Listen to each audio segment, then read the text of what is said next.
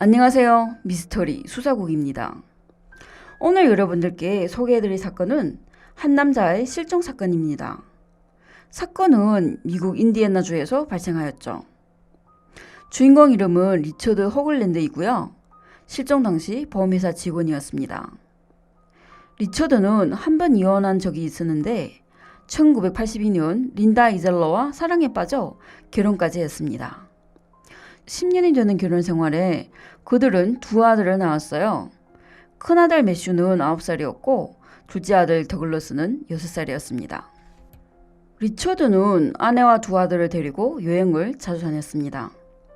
화목한 가족이었죠. 그러다 어느 날 이 모든 게 사라졌습니다. 도대체 무슨 일이 발생했을까요? 1993년으로 돌아가 봅시다.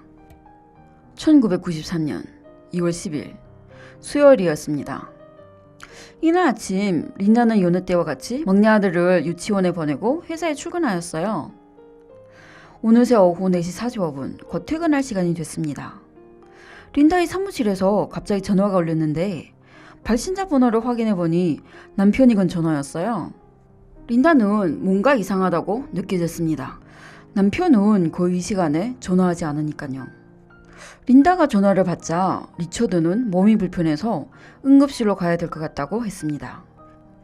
남편의 말을 들은 린다는 걱정이 돼서 좀 이따 같이 병원으로 가자고 했는데요. 리처드는 기다릴 수 없어 먼저 출발해야 한다고 하고 바로 전화를 끊었습니다. 리처드는 아주 급해 보였어요.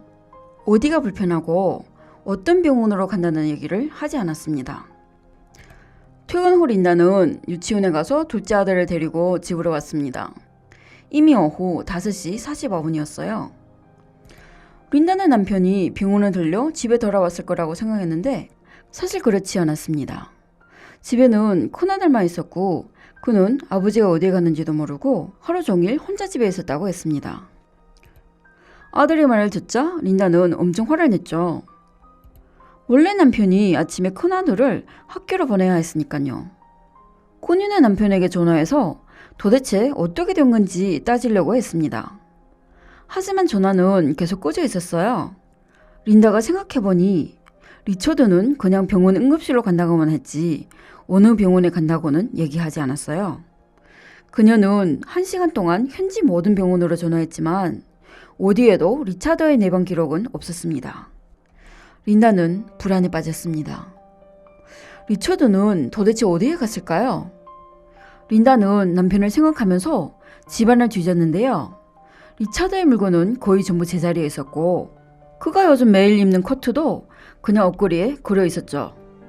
저녁 7시에 린다의 전화 벨소리가 울렸습니다. 린다가 전화를 받자 리처드는 그녀와 같이 사는 게 지긋지긋하다고 하며 자기가 없으면 린다가 더 잘 살 거라고 했습니다. 린다가 대꾸도 하기 전에 그는 전화를 끊었어요.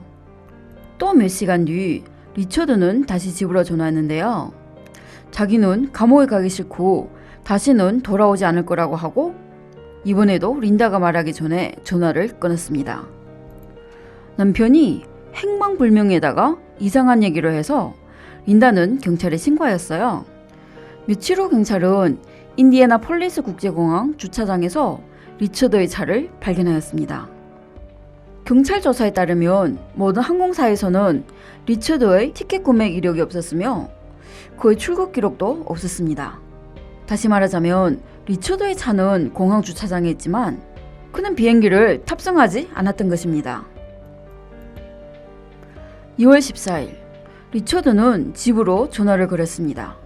하루 걸러 2월 15일 리처드는 또 집으로 전화를 걸었습니다. 통화 내용은 대체로 린다와 더 이상 같이 살기 싫다는 거였어요.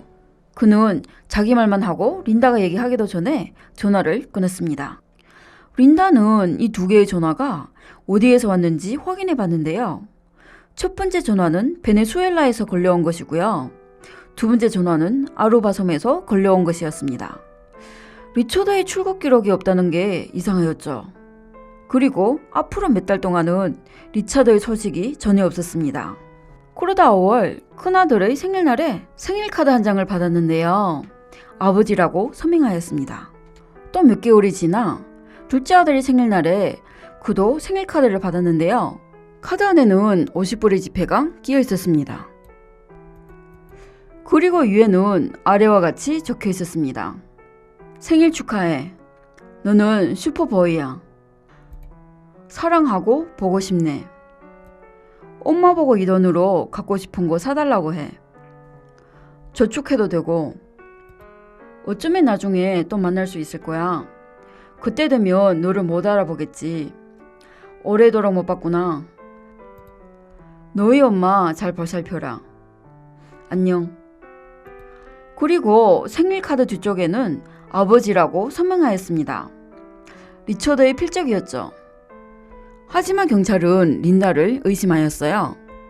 모든 정보는 린다가 제공하였고 그녀의 말을 증명할 수 있는 사람은 없으니까요. 그 후 경찰은 린다를 여러 번 찾아 조사하였습니다.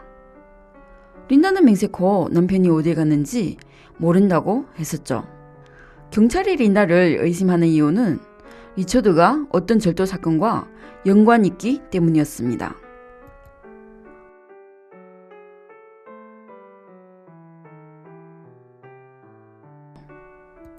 린다가 리처드의 행적을 알고 또 그를 숨겨놓고 리처드의 행적을 두 사람이 같이 꾸몄다고 의심한 거죠.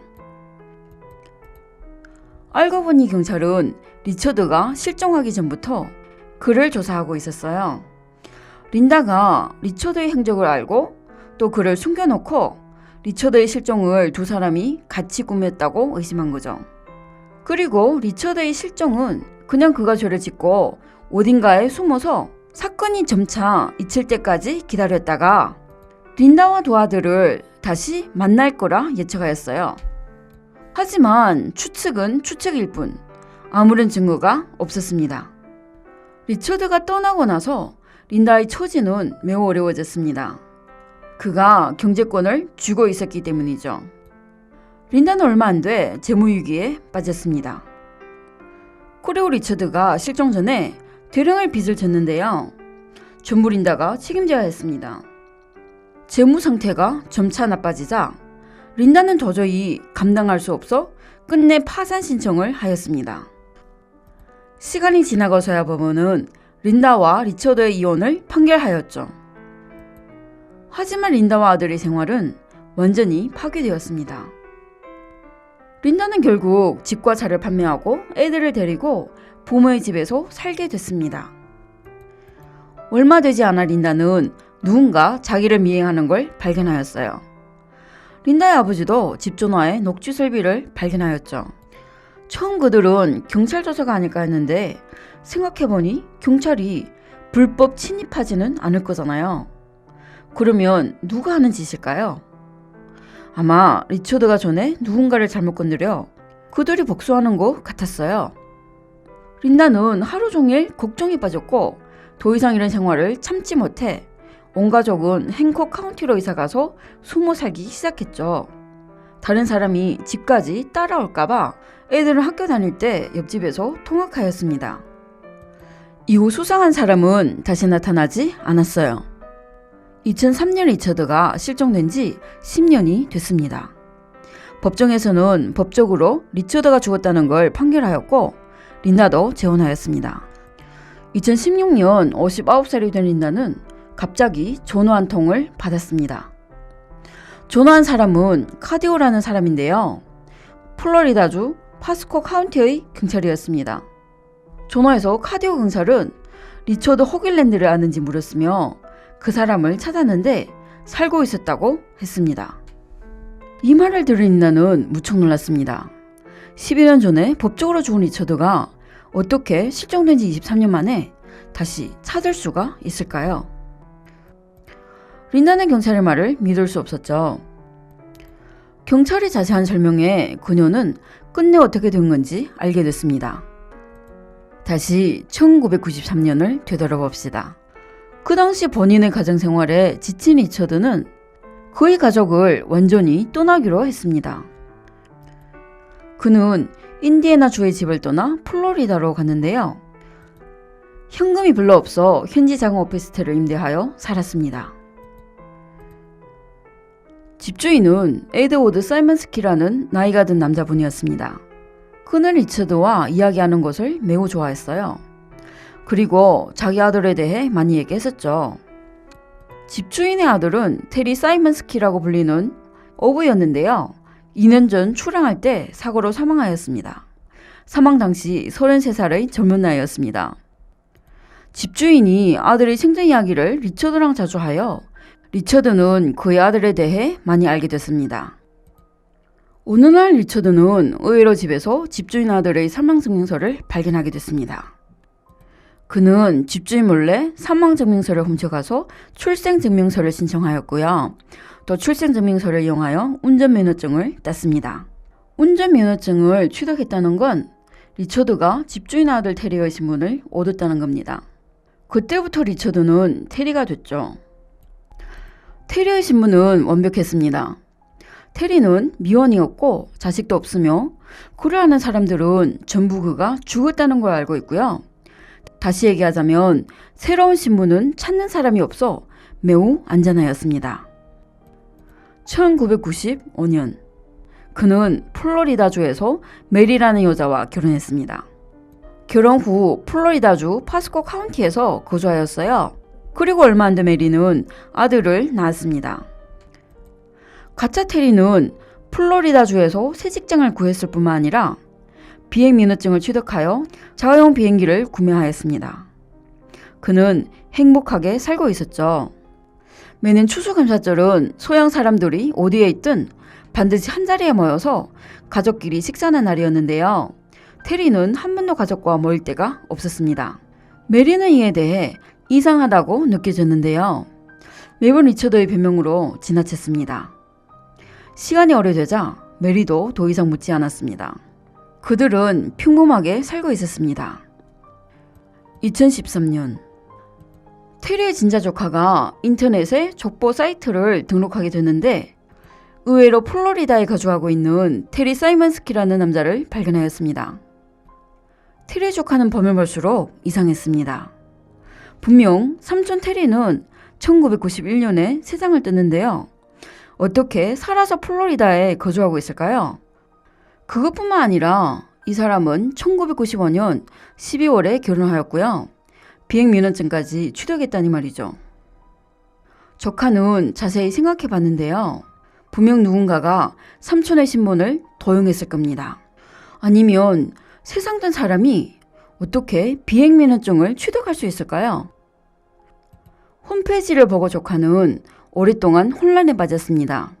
상대방이 신분 도용했다고 바로 지적하면 복수당할 수도 있으니까요. 그는 3년 동안 망설이다가 끝내 용기 내어 경찰에 신고하였습니다. 2016년 7월이었습니다. 파스코 카운티 경찰 카우디가 가짜 테리의 집을 방문하였습니다. 그때 환갑이 넘은 리처드가 문을 열었고요. 그의 아내와 아들은 마침 집에 있었습니다. 경찰이 찾아오는 걸 보고 온 가족은 모두 이상하다고 생각했죠. 카디오 경찰은 리처드의 이름을 물었습니다. 리처드는 플로리아 운전면허증을 꺼내면서 테리 사이먼스키라고 했습니다. 운전면허증을 본 카우디 경찰은 1991년 사망증명서를 꺼냈는데요. 위에는 똑같이 테리 사이먼스키라고 적혀 있었습니다. 사망증명서를 본 리처드는 할 말을 잃어 가만히 있다가 어쩔 수 없이 신분도용했다는 걸 인정하였습니다. 이 말을 들은 아내와 아들은 놀라서 어떻게 이 일을 받아들여야 할지 몰랐습니다. 리처드가 불법 행위를 인정하여 이듬해 법원은 신분도용 혐의로 리처드에 대해 징역 2년을 선고하였습니다. 2018년 형기가 만료된 리처드는 자기 고향 인디아나주로 돌아갔었죠. 그가 한 짓은 두 가정에 큰 상처를 줬습니다. 특히 린다의 막내 아들 더글러스 말이죠. 어려서부터 아버지의 보살핌이 부족하여 대학 시절의 법을 위반하여 8년 징역을 선고받았습니다. 더글러스는 리처드가 체포되기 전부터 아버지가 살아있다는 걸 알고 있었습니다. 감옥에 있을 때 뉴스를 통해 23년 동안 가정을 버렸다는 얘기를 듣자 바로 알아챘죠. 이 사람이 아버지 리처드라는 걸요. 사실을 알게 된 린다는 분노에 빠졌습니다. 그녀는 리처드를 고소하여 180만 불의 영역비를 청구하였습니다. 리처드는 누구에게도 사과하지 않았어요. 다른 사람이 그에게 왜 이런 짓을 했냐고 물었을 때 그는 아무렇지 않게 그냥 그런 인생을 버리고 싶어서였다고 했습니다. 하지만 이런 이유는 사람들이 받아들이기 어려웠습니다. 그의 말에 따르면 그는 그냥 이혼했으면 됐으니까요. 그렇다면 그는 도대체 왜 그랬을까요? 사건의 진실은 무엇일까요? 어떤 말하면 안 되는 이유라도 있을까요? 아마 리처드 버님만 알고 있겠죠. 오늘의 내용은 여기까지입니다.